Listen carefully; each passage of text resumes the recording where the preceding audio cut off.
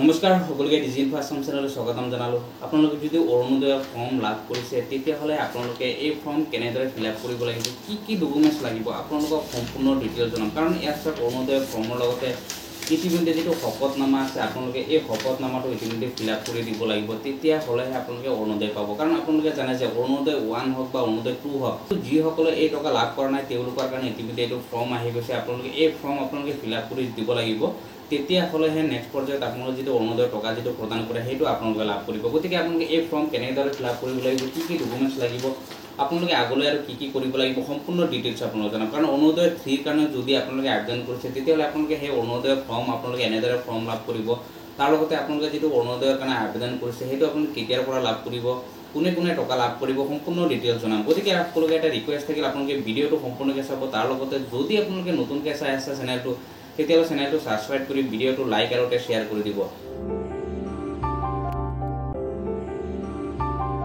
প্ৰথমতে আছে স্যাৰ যেটো অৰুণোদয় ফৰ্ম আপোনালোকে লাভ কৰিব লাগিব। যদি আপোনালোকে অৰুণোদয় টকা যদি আপোনালোকে লাভ কৰিব বিচাৰি আছে তেতিয়াহ'লে আপোনাৰ ফৰ্ম লাভ কৰিব লাগিব।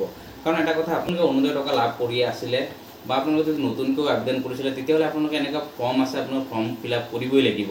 কাৰণ অৰুণোদয় 1 হওক বা অৰুণোদয় 2 হওক সকলোৱে ফৰ্ম ফিলআপ কৰিব লাগিব। ইতিমধ্যে যিসকলে ফৰ্ম ফিলআপ কৰিছে তেওঁলোকৰ টকা ইতিমধ্যে লাভ কৰিছে, আৰু যিসকলে ফৰ্ম ফিলআপ কৰিব পৰা নাছিলে তেওঁলোকে ইতিমধ্যে ৰিজেক্ট লিষ্টত নাম আহিছিলে। গতিকে সেই ৰিজেক্ট লিষ্টত এতিয়া নতুনকৈ আকৌ পুনৰ তেওঁলোকৰ নামত ফৰ্ম আহিছে, আৰু আপোনালোকে এই ফৰ্মটো ইতিমধ্যে ফিলআপ কৰি দিব লাগিব, তেতিয়াহ'লে আপোনালোকে সেই টকা ইতিমধ্যে লাভ কৰিব। এতিয়া চাওক যিটো ফৰ্ম আহিলে আপোনালোকে এই ৰিজেক্ট লিষ্টত যিসকলৰ নাম আছিলে এই সকলৰহে ফৰ্ম আহি গৈছে।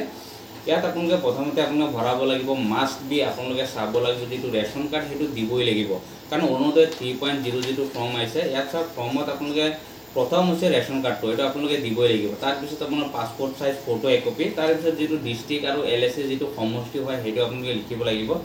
তাৰপিছত যিটো হৈছে এপ্লিকেশ্যন ডিটেইলছ, যিটো এপ্লিকেশ্যন নাম হয় আপোনালোকে এপ্লিকেশ্যন নেমটো আপোনালোকে আধাৰ কাৰ্ডৰ পৰা চাই পেলাই আপোনালোকে লিখি দিব। তাৰপিছত তেওঁ কেয়াৰক হওক, হাজবেণ্ড হওক বা দেউতাকৰ নাম হওক, আপোনালোকে যি নাম আছে সেইটো আপোনালোকে আধাৰ কাৰ্ডৰ পৰা চাই পেলাই আপোনালোকে লিখি দিব পাৰে। তাৰপিছত মেল ফিমেল হয় আপোনালোকে সেইটো ফিলআপ কৰিব লাগিব। তাৰপিছত যিটো ডেট অফ বাৰ্থ আছে আপোনালোকে ডেট অফ বাৰ্থটো ভৰাব লাগিব। তাৰপিছত যিটো এড্ৰেছ হয় আপোনালোকে এড্ৰেছটো আপোনাৰ আধাৰ কাৰ্ডত বা ভোটাৰ আইডিত থাকে, তাৰ পৰা চাই পেলাই আপোনাৰ সেম আপোনালোকে নামটো ভৰাই দিব। তাৰ লগত আপোনাৰ যিটো মোবাইল নাম্বাৰ আছে আপোনালোকে সেইটো দিব লাগিব।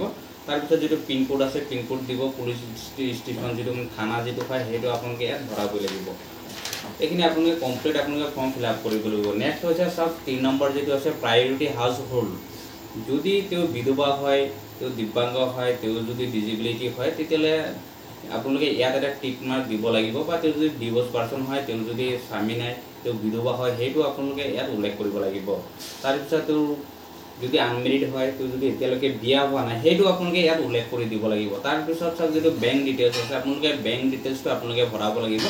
যিটো বেংক ডিটেইলছ আপোনালোকে ভৰাব, যিটো বেংক আপোনাৰ একাউণ্টটো দিব সেইটো হৈছে চাওক আপোনালোকৰ যিটো আধাৰ কাৰ্ডত যিটো লিংক আছে আপোনালোকৰ সেই বেংক পাছবুকটোহে ইয়াত ভৰাব। তেওঁৰ একাউণ্ট নম্বৰটো ভৰাব, IFSC কোড ভৰাব, বেংক নেম ভৰাব, আৰু যিটো বেংক পাছবুকৰ যিটো পাছবুক যিটো কপি আছে, যিটো বেংক পাছবুকৰ যিটো জেৰক্স কপি আছে সেইটো আপোনালোকে ইয়াত লগত দিব লাগিব, সেইটো আপুনি ইয়াত দিব লাগিব।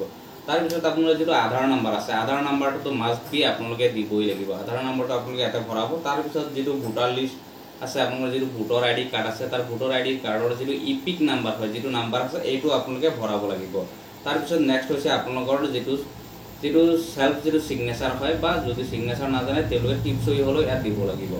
এইটো হৈছে ফৰ্ম, এইটো হৈছে অৰিজিনেল ফৰ্ম, যিটো আপোনালোকে এনেদৰে এই ফৰ্মটো ফিলআপ কৰিব লাগিব। নেক্সট হৈছে চাওক যিটো শপতনামা আছে, ইয়াত শপতনামাটোত উল্লেখ কৰা হৈছে যে তেওঁ কোনো চৰকাৰী বিষয়া নহয়, তেওঁ কোনো চৰকাৰী চাকৰি নাই, বা যিসকল মানুহ আছে তেওঁলোকে যাতে অৰুণোদয় নাপায় তাৰ কাৰণে তেওঁলোকে এইটো ফৰ্ম ফিলআপটো কৰিব লাগিব। যিটো শপতনামা আছে আপোনালোকে এই শপতনামা আপোনালোকে দিব লাগিব, ইয়াত সহি কৰি পেলাই আপোনালোকে জমা দিব লাগিব। মানে এইটো যিটো শপতনামা যিটো দিয়া হৈছে শপতনামাটো এইটো হৈছে যে তেওঁ যোগ্য হিতাধিকাৰী হয়, যোনে এপ্লিকেশ্যন কৰিছে তেওঁ সম্পূৰ্ণ ডিটেইলছটো ইয়াত পঢ়ি চাব পাৰে যে কি লিখা আছে। কাৰণ ইয়াত লিখা আছে চাওক তেওঁ কোনো চিকিৎসক হ'ব নোৱাৰিব, তেওঁ কোনো সাংসদ বা বিধায়কৰ কোনো হ'ব নোৱাৰিব, তেওঁ কোনো পঞ্চায়তৰ প্ৰতিষ্ঠানত কাম কৰা হ'ব নালাগে।